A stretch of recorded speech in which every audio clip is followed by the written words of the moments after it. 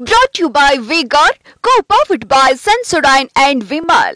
ಬಾಯಲ್ಲಿ ಹೇಳಿ ಕೇಸರಿ. Associate sponsor Ultratech Cement.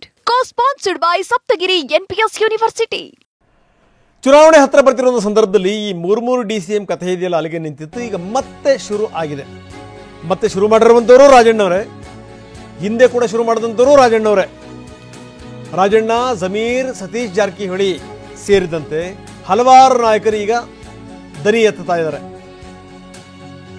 ಹಿರಿಯ ನಾಯಕರು KPCC ಅಧ್ಯಕ್ಷರನ್ನ ಭೇಟಿ ಮಾಡ್ತಾ ಇದ್ದಾರೆ. ಇನ್ನು DCM ವಿಚಾರಕ್ಕೆ ಸಂಬಂಧಪಟ್ಟಂಗೆ ಯಾವುದೇ ಹೇಳಿಕೆ ಕೊಡಬೇಡಿ, ಇದು ಪಕ್ಷಕ್ಕೆ ಮುಜುಗರ ತರುತ್ತೆ, ಪಕ್ಷದ ಇಮೇಜ್ಗೆ ಧಕ್ಕೆ ತರುತ್ತೆ ಅನ್ನುವಂಥ ಅಭಿಪ್ರಾಯ ವ್ಯಕ್ತವಾಗಿದೆ. ಪಕ್ಷದ ವೇದಿಕೆಯಲ್ಲೇ ಚರ್ಚೆ ಮಾಡಬೇಕು ಅಂತ ಕೂಡ ಈ ನಾಯಕರು ತೀರ್ಮಾನ ಮಾಡಿದಾರಂತೆ. ಇದು ಪದೇ ಪದೇ ಈ ವಿಚಾರ ಬರ್ತಾ ಇರುವಂಥದ್ದು. ಅದೇನು ಈ ಸಾಂವಿಧಾನಿಕ ಹುದ್ದೆ ಅಲ್ಲ.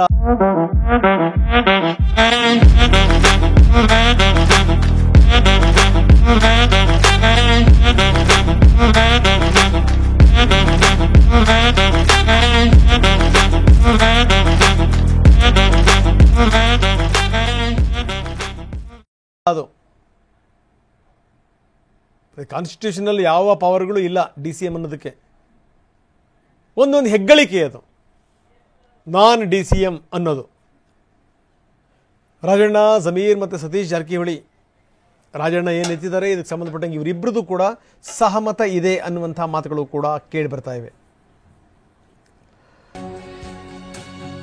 ಇನ್ನು ಪ್ರಿಯಾಂಕ್ ಖರ್ಗೆ ಮಾತಾಡಿದ್ದಾರೆ. KN ರಾಜಣ್ಣ ಹೇಳಿಕೆ ವಿಚಾರಕ್ಕೆ ಸಂಬಂಧಪಟ್ಟಂಗೆ ಎಲ್ಲರೂ DCMಗಳಾಗೋಗ್ಬಿಡ್ಲಿ, ಯಾರು ಬೇಡ ಅಂತಾರೆ ಪ್ರಿಯಾಂಕ್ ಖರ್ಗೆ. ವಿಧಾನಸೌಧದಲ್ಲಿ ಪ್ರಿಯಾಂಕ್ ಖರ್ಗೆ ಮಾತಾಡಿದ್ದಾರೆ. ವರಿಷ್ಠರ ಬಳಿ ಹೋಗಿ ಕೇಳಲಿ, ಯಾರು ಬೇಡ ಅನ್ನಲ್ಲ, CM ಹುದ್ದೆನೂ ಕೇಳಲಿ, ಬೇಡ ಅಂದವ್ರು ಯಾರು ಬೇಡ ಅಂತಾರೆ? DCM ಮಾಡೋದ್ರಿಂದ ಎಲ್ಲ ಆಗುತ್ತೆ ಅನ್ನೋದಾದ್ರೆ ಇರುವಂಥ ಎಲ್ಲರೂ ಕೂಡ DCM ಆಗಿಬಿಡ್ಲಿ, CM ಬಿಟ್ಟು ಇಡೀ ಸಂಪುಟ DCM ಆಗಲಿ, ಯಾರು ಬೇಡ ಅಂತಾರೆ ಪ್ರಿಯಾಂಕ್ ಖರ್ಗೆ. ಅವ್ರ ವೈಯಕ್ತಿಕ ವಿಚಾರ ಇರಬಹುದು, ಎಲ್ಲರಿಗೂ ಕೂಡ ಹಕ್ಕಿದೆ ಕೇಳೋದು.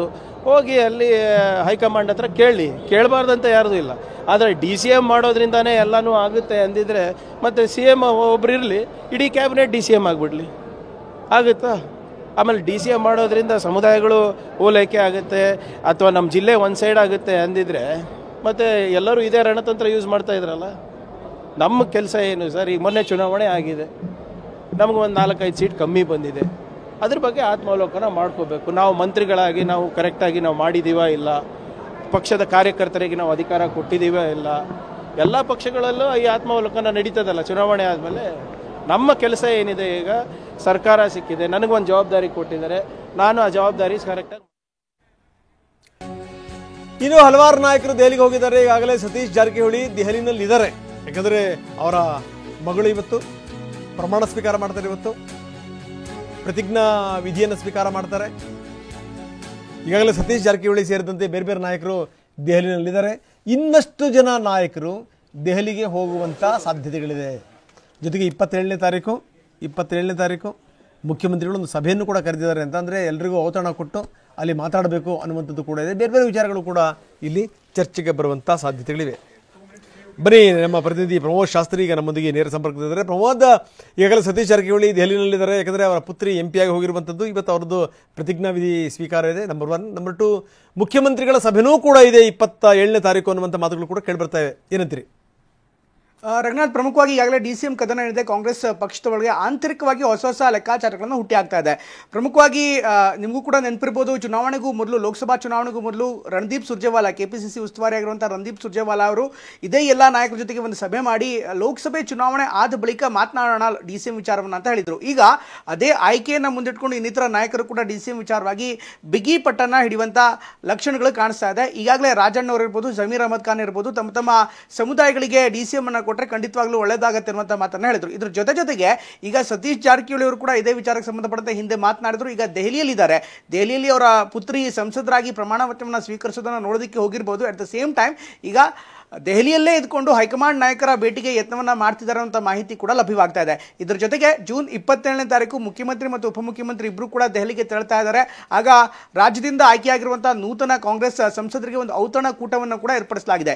ಈ ಸಂದರ್ಭದಲ್ಲಿ ರಾಜ್ಯ ಉಸ್ತುವಾರಿ ಸೇರಿದಂತೆ ಇನ್ನಿತರ ಹೈಕಮಾಂಡ್ ನಾಯಕರು ಕೂಡ ಆ ಕಾರ್ಯಕ್ರಮಕ್ಕೆ ಆಗಮಿಸ್ತಾರೆ. ಆ ಸಂದರ್ಭದಲ್ಲಿ ಅವರ ಸಮಯವನ್ನ ಕೇಳಿ ಚರ್ಚೆಗೆ ಪ್ರಯತ್ನ ಪಡುವಂತಹ ಸಾಧ್ಯತೆ ಇದೆ. ಈ ಒಂದು ಸಂದರ್ಭದಲ್ಲಿ ಸತೀಶ್ ಜಾರಕಿಹೊಳಿ ಜೊತೆಗೆ ಇನ್ನಿತರ ನಾಯಕರು ಕೂಡ ಸೇರ್ಪಡೆ ಆಗುವಂತಹ ನಿರೀಕ್ಷೆ ಇದೆ. ಹೀಗಾಗಿ ಈ ಡಿಸಿಎಂ ವಿಚಾರಕ್ಕೆ ಅಂದ್ರೆ ಈ ಡಿಸಿಎಂ ಮೂಲಕ ಅವರ ಪಾಳಿ ಏನಿದೆ ಇನ್ನಷ್ಟು ಪರ್ಯಾಯ ಶಕ್ತಿ ಕೇಂದ್ರವಾಗಿ ಎಮರ್ಜ್ ಆಗೋದಕ್ಕೆ ಸಾಕಷ್ಟು ಅನುಕೂಲವಾಗುತ್ತೆ. ಈ ಒಂದು ಕಾರಣಕ್ಕೋಸ್ಕರ ಸಮುದಾಯವಾರು ನಾಯಕತ್ವ ಇರಬಹುದು, ಜೊತೆಗೆ ಪ್ರಾಂತೀಯವಾದಂತಹ ನಾಯಕತ್ವ ಇರಬಹುದು, ಇದೆಲ್ಲವನ್ನು ಕೂಡ ಗಟ್ಟಿಯಾಗಿ ಹಿಡಿದಿಟ್ಕೊಳ್ಳೋ ಸಂಬಂಧ ಈಗ 3 ಸಮುದಾಯದ ಬೇಡಿಕೆಯನ್ನು ಮಂಡಿಸಲಾಗಿದೆ. ಒಂದ್ ಕಡೆಗೆ SC ST ಅಥವಾ SC ಮತ್ತು ST, ಹಾಗೆ ಲಿಂಗಾಯತ ಮತ್ತು ಅಲ್ಪಸಂಖ್ಯಾತರಿಗೆ ಈ ಒಂದು ಡಿಸಿಎಂ ಪಟ್ಟವನ್ನ ಬೇಡಿಕೆ ಇಡಲಾಗಿದೆ. ಆದ್ರೆ ಹೈಕಮಾಂಡ್ ನಾಯಕರು ರಂಗನಾಥ್ ಪ್ರಮುಖವಾಗಿ ಈಗ SC ಸಮುದಾಯದ ಮಲ್ಲಿಕಾರ್ಜುನ್ ಖರ್ಗೆ ಅವರು ಬಹುದೊಡ್ಡ ನಾಯಕರು, ಅವರೇ AICC ಅಧ್ಯಕ್ಷರಾಗಿರುವಂತಹ ನೆಲೆಯಲ್ಲಿ ಮತ್ತೆ ಯಾಕೆ ಡಿಸಿಎಂ ಪಟ್ಟ ಬೇಕು ಅಂತ ಪ್ರಶ್ನೆ ಇಡಬಹುದು. ಹೀಗಾಗಿ ಆ ಒಂದು ಹೋರಾಟ ಏನಿದೆ ಡಿಸಿಎಂ ನ ಹೋರಾಟ ಲಯ ತಪ್ಪಬಾರದು ಅನ್ನುವಂತಹ ಕಾರಣಕ್ಕೋಸ್ಕರ ಇನ್ನಿತರ ಸಮುದಾಯಗಳನ್ನು ಕೂಡ ವಿಶ್ವಾಸಕ್ಕೆ ತೆಗೆದುಕೊಂಡು ಒಂದು ಟೀಮ್ ಮಾಡಿ ಈ ಡಿಸಿಎಂ ಹುದ್ದೆಗೆ ಪ್ರಯತ್ನ ಮಾಡ್ತಾ ಇದ್ದಾರೆ. ಹೀಗಾಗಿ